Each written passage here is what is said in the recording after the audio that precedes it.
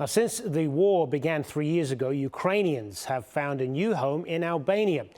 Over time, they've blended into everyday life, working in local businesses, sharing their skills and enrolling their children in schools. You'll find them chatting with Albanian friends in cafes, thinking about what the future holds. Still, for many, especially the older generation, their hearts remain tied to Ukraine. Daily calls, messages and social media help them stay connected to loved ones and the home they had to leave behind. Omer Sarachi has more now from Tirana, where he spoke with a mother and son who managed to escape the conflict.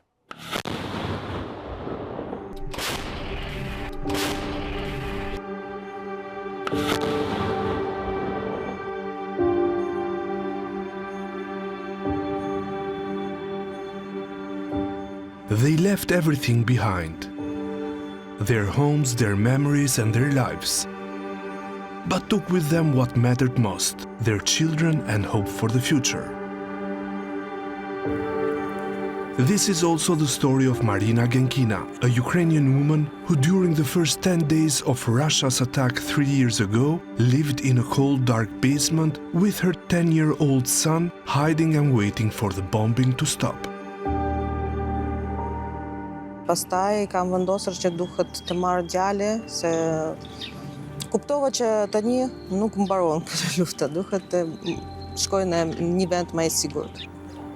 They found refuge in Albania. Marina's parents, her brother and her family still live in Kharkiv. She says it's terrifying how people in the city have become used to the sound of bombs falling from the sky, while so many friends and people have been killed in the war. Shoku nga klasa, është buri një shoqja, burit një kushërirje ime, se shumë patjetër. Kur ti hap kjo Facebook, Instagram, vetëm sheh që kjo ka vdekur, kjo e diti, kjo njohti kjo person ose nuk njoh, ndihesh shumë keq, shumë vështirë.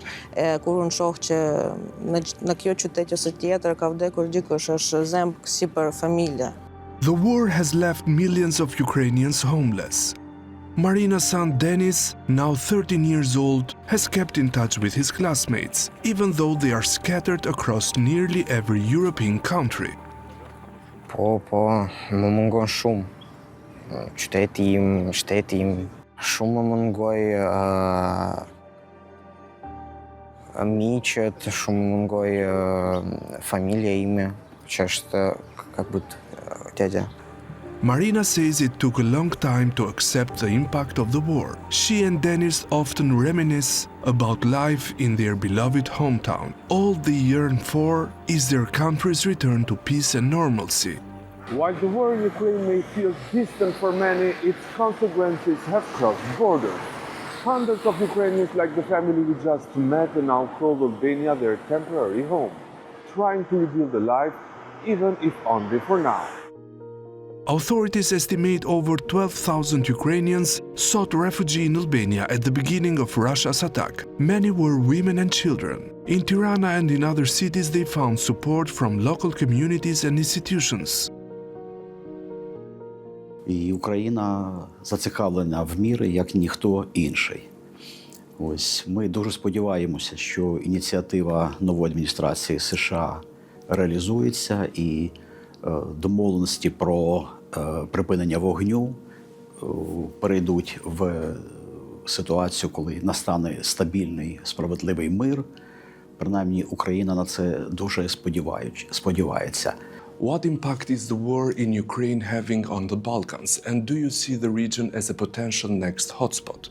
Якщо говорити про Балканський регіон і запитувати, чи є небезпека якогось вибуху тут, на мою думку, звичайно, така небезпека є, оскільки є певний історичний бекграунд, є певні протиріччя історично-культурного життя, релігійного життя. Тобто, якщо буде бажання збудити цей регіон, то це технологічно робиться досить легко.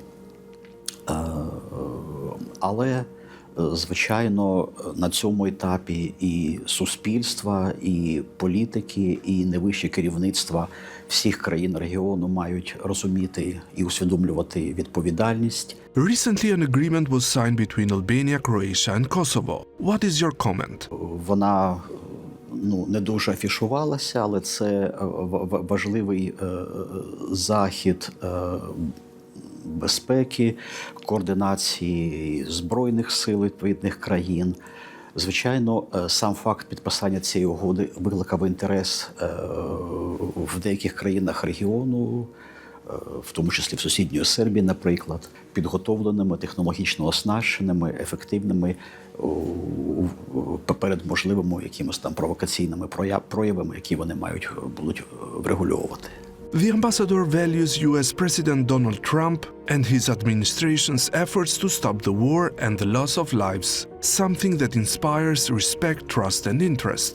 However, the reality on the ground remains complex.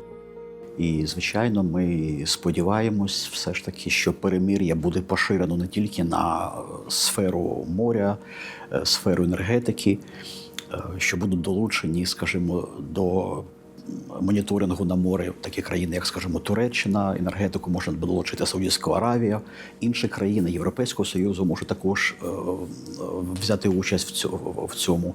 І, звичайно, ми дуже сподіваємося, що розмови про мир реалізуються в практичному житті, мир настане, і Україна буде мати можливість відбудувати все, що зруйновано, і все ж таки сподіваємось, що переважна більшість українців повернеться додому і буде працювати на благо своєї батьківщини. For many Ukrainian families, Albania has become more than just a refuge. It's a place where they found peace amidst the chaos of war. But while their bodies may be safe, their hearts remain tied to the homeland still under attack. Omer Sarachi, across the Balkans, Tirana. That's it for this week. Thanks for watching. We'll see you next time.